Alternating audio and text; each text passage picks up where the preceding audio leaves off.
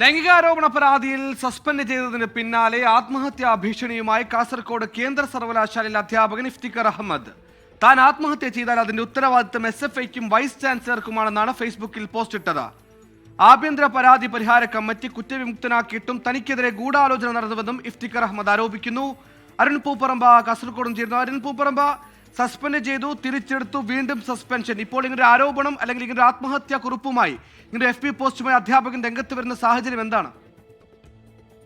സുഹൈൽ, ലൈംഗിക ആരോപണ പരാതിയിൽ ഇന്റേണൽ കംപ്ലൈന്റ് കമ്മിറ്റി നടത്തിയ അന്വേഷണത്തിനൊടുവിലാണ് ഇഫ്തിഖർ അഹമ്മദിനെ കുറ്റവിമുക്തനാക്കുകയും അതിനു പിന്നാലെ സർവകലാശാല സസ്പെൻഷൻ പിൻവലിക്കുകയും ചെയ്തത്. എന്നാൽ ക്യാമ്പസിൽ വിദ്യാർത്ഥികളുടെ വലിയ പ്രതിഷേധമാണ് അരങ്ങേറിയത്.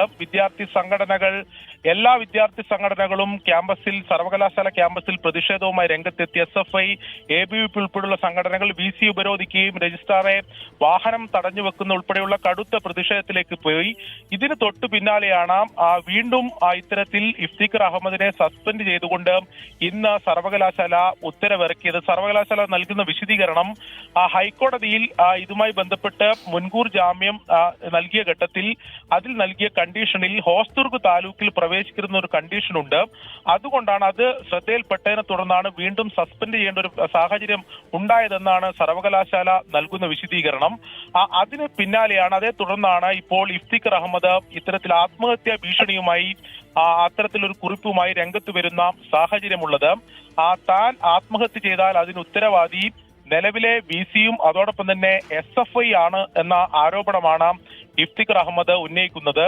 ഇന്റേണൽ കംപ്ലൈന്റ് കമ്മിറ്റി വിശദമായി ഇതിൽ അന്വേഷണം നടത്തുകയും വിദ്യാർത്ഥികളുടെ മൊഴി ഉൾപ്പെടെ രേഖപ്പെടുത്തി അന്വേഷണം നടത്തി കുറ്റവിമുക്തനാക്കിയിട്ടും തനിക്കെതിരെ ഗൂഢാലോചന നടന്നു, വീണ്ടും നടപടിയെടുക്കുന്ന സാഹചര്യം ഉണ്ടായി എന്നതാണ് എന്തായാലും ഇഫ്തിഖർ അഹമ്മദ് പറയുന്നത്. ഇപ്പോഴും സർവകലാശാലയിൽ ഈ ഇഫ്തിഖർ അഹമ്മദിനെതിരെ ഇന്നും പ്രതിഷേധം ഉണ്ടായ സാഹചര്യമുണ്ട്. അതായത് നടപടി എടുത്ത് അല്ലെങ്കിൽ ഈ വീണ്ടും സസ്പെൻഡ് ചെയ്തില്ലെങ്കിൽ കടുത്ത പ്രതിഷേധത്തിലേക്ക് പോകുമെന്നുൾപ്പെടെ വിദ്യാർത്ഥി സംഘടന പറഞ്ഞിരുന്നു. അതിന് തൊട്ടു പിന്നാലെയാണ് വീണ്ടും ഇന്ന് സസ്പെൻഡ് ചെയ്തുകൊണ്ട് ഉത്തരവിറക്കുകയും പിന്നീട് ഉണ്ടായ ഈ വിഷയം കൂടുതൽ സങ്കീർണമാകുന്ന സാഹചര്യമാണുള്ളത്. ഇപ്പോൾ ആത്മഹത്യ കുറിപ്പ് ഉൾപ്പെടെ, അതായത് ആത്മഹത്യാ ഭീഷണി ഉൾപ്പെടെ മുഴക്കിയാണ് ഇഫ്തിഖർ അഹമ്മദ് രംഗത്ത് വന്നിട്ടുള്ളത്.